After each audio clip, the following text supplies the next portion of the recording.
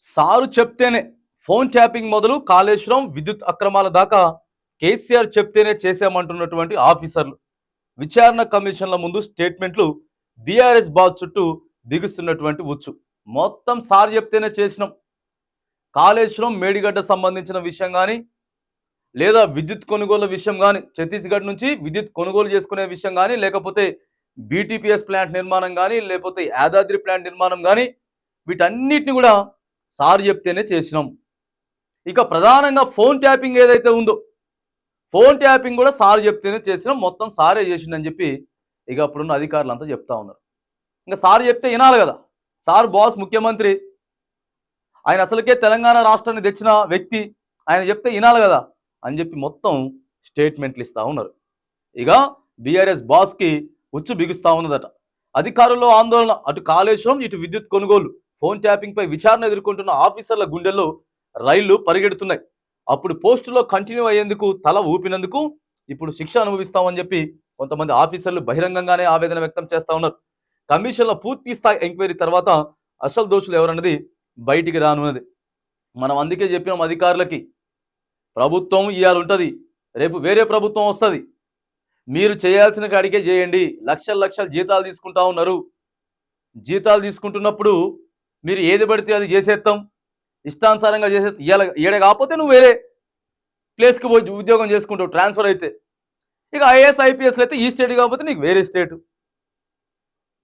కానీ మరి ఇక్కడ ఉండి ఇగో ఇంత దారుణమైనటువంటి పరిస్థితి. విద్యుత్ కొనుగోలుపై విచారణలో ఏం చెప్పారంటే, ఛత్తీస్గఢ్లో చేసుకున్న పవర్ అగ్రిమెంట్పై జస్టిస్ నరసింహారెడ్డి కమిషన్ మాజీ సీఎండీలు మాజీ స్పెషల్ ఆఫీసర్లు సహా ఇక మొత్తం సారే చేసిండు. తాను విద్యుత్ ప్రిన్సిపల్ సెక్రటరీగా ఉన్న సమయంలో ఛత్తీస్గఢ్ పవర్ ఒప్పందానికి నో చెప్పినా సారే చేసిండు. యాదాద్రి భద్రాద్రి పవర్ ప్లాంట్ పనులు నామినేషన్ అప్పగించడం వెనక సారు పాత్ర ఉందని ఆఫీసర్లు చెప్తా ఉన్నారు. ఇక మొత్తం సారే సారే సారే, ఇక కేసీఆర్ పేరే చెప్తా ఉన్నాడు. మనం కూడా చెప్తా ఉన్నాం, ఎవరైనా అవచ్చుగాక. ఇప్పుడు ఫోన్ ట్యాపింగ్ ఉంటుంది, కీలకమైనటువంటి అంశం, ఏది పడితే అది చేయడానికి లేదు. నీవు ఏడు దాకా లిమిట్ అయితే ఉన్నదో ఆని దాకా చేయాలి, అంతేగాని ఇష్టం వచ్చినట్టు చేస్తాం అని చెప్పేసినట్టే కుదరదు. ఎవరైనా అవచ్చుగాక. ప్రజాధనాన్ని ఉత్తపుణ్యానికే లేకపోతే ఖర్చు పెట్టేదానికో ఇష్టానుసారంగా వ్యవహరించడానికో కాదు. ప్రజలు మనకు అప్పచెప్పిర్రు బాధ్యత అంటే నమ్మకంతో అప్పచెప్తారు. వాళ్ళ ఓటు వేసిరంటే నమ్మకం అది. ఇలా ఖచ్చితంగా కేసీఆర్ ఉన్నా కేటీఆర్ ఉన్నా ఎవరున్నా ఈ కీలకమైనటువంటి అంశాల్లో ఎవరున్నా కానీ చట్టానికి ఎవరు చుట్టం కాదు. బాధ్యత తప్పు చేసిన వాళ్ళకి శిక్ష పడాల్సిందే, 100కి 100% తప్పు చేసిన వాళ్ళకి శిక్ష పడాల్సిందే. కాబట్టి ఎవరున్నా వదలదు, కానీ పూర్తి సాక్ష్యాధారాలతోటి బయట పెట్టండి.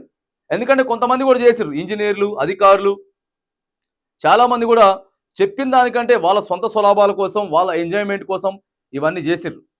రైట్, వాళ్ళే చేసిండ్రా లేదా వాస్తవంగా ప్రభుత్వ పెద్దలు గత ప్రభుత్వ పెద్దల తప్పు ఉన్నదా, వాటన్నిటిని కూడా మరి చెప్పేటటువంటి ప్రయత్నం చూపించేటటువంటి ప్రయత్నం చేసి యాక్షన్ తీసుకోండి. అంతే తప్పితే ఎవరిని మనం కరెక్ట్ అంటలేము, లేకపోతే మీరు చేసిందంతా గత ప్రభుత్వం చేసిందంతా కూడా ఏదో మొత్తం అంతే అంటలేము.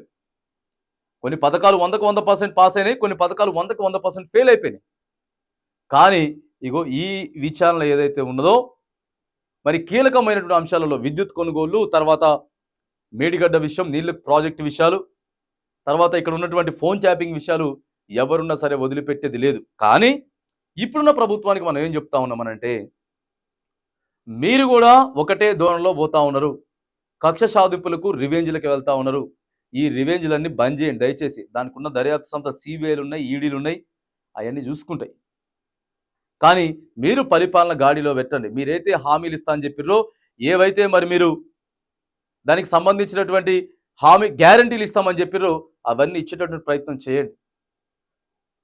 అంతేగాని ఎప్పటివరకు మనం రివెంజే లేకపోతే ప్రభుత్వం పాత ప్రభుత్వం గురించి మాట్లాడుకుంటా ముచ్చడి గురించి పోతే తెలంగాణ సమాజం ఆలోచన చేస్తుంది, 100కు 100% ఆలోచన చేస్తుంది. ఎందుకంటే కొట్లాడి తెచ్చుకున్నటువంటి తెలంగాణ సమాజం, తెలంగాణ రాష్ట్రం మరి ఆగమవుతుంటే ఒప్పుకోదు.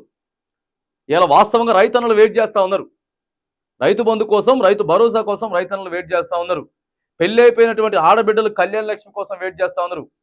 ఆసరా పెన్షన్దారులు పెంచిన పెన్షన్ కోసం ఇస్తా అని చెప్పి వెయిట్ చేస్తూ ఉన్నారు. ఇవన్నీ ఉన్నాయి. కాబట్టి ఖచ్చితంగా ఏదైతే ఉన్నదో వాటన్నిటి ఇచ్చుకుంటా గత ప్రభుత్వం ఏం చేసిందో తప్పిదాలు చూపించండి, కానీ పొద్దుగూకలు అవే చూపించే ప్రయత్నం చేయకండి.